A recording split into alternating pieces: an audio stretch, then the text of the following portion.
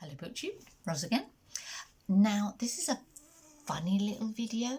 I think it's not like me to do 2 in a day, but I am, because this is a bit of a kind of Sunday mélange with a bit of excuses coming in, because September has not worked out as I expected as a reading month. Not a month as planned in kind of in book terms.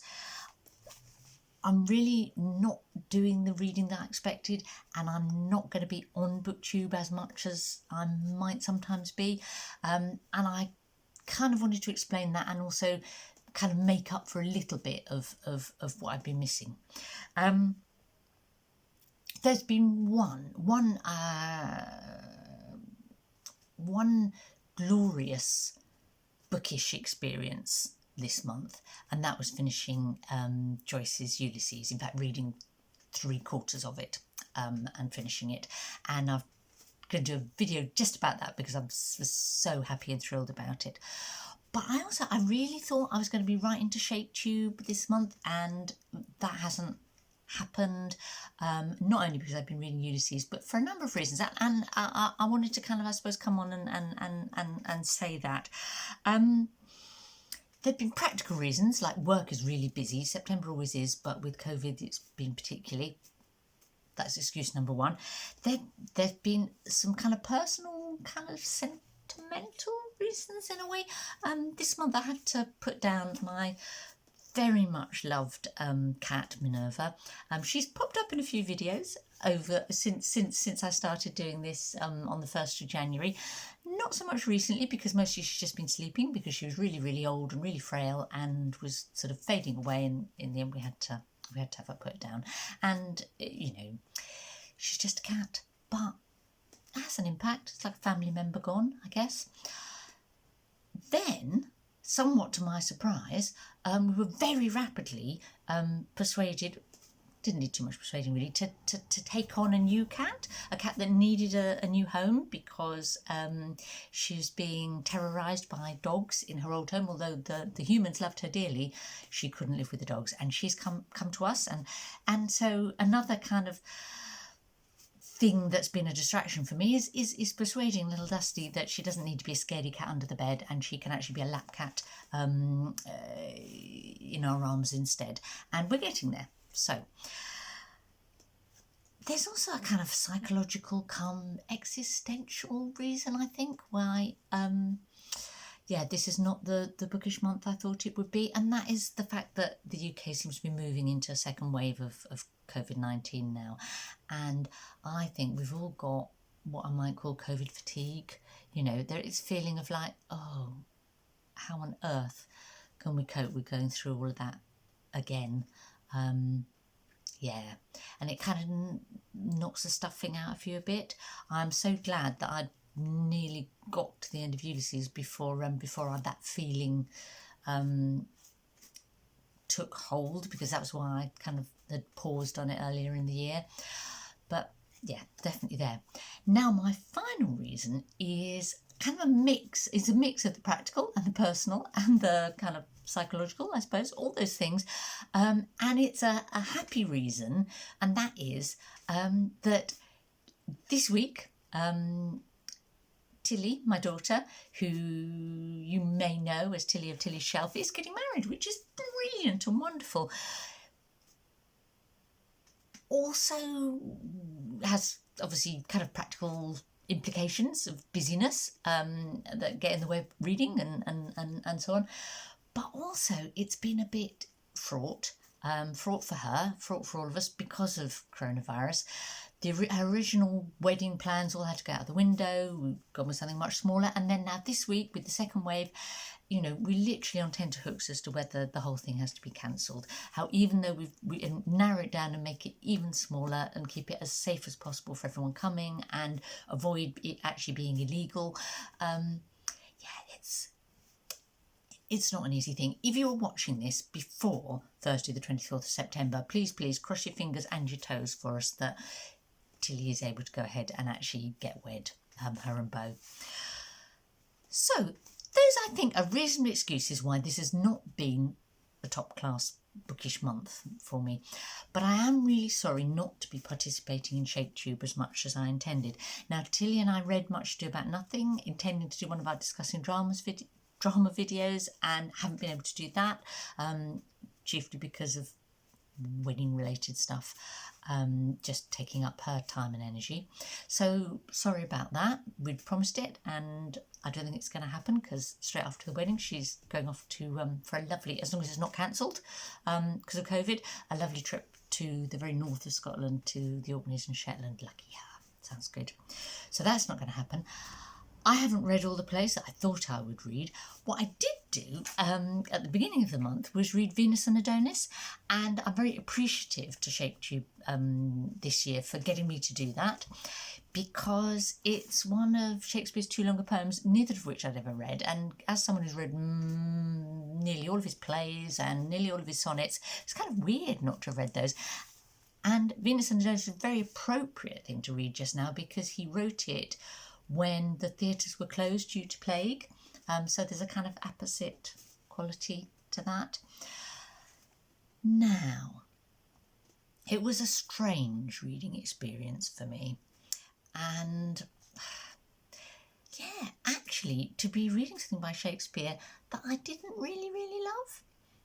I mean, yeah, long form poetry is not my thing, I suppose, which is probably why I haven't read them before. But nevertheless, you know, I was full of anticipation for reading Venus and Adonis.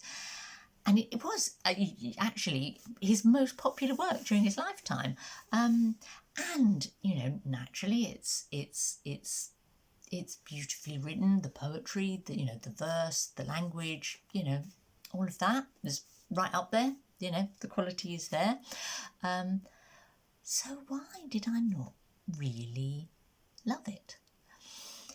And I think that it almost brought to the fore the elements in Shakespeare that I like least. This has made me think about last year in Shaketube.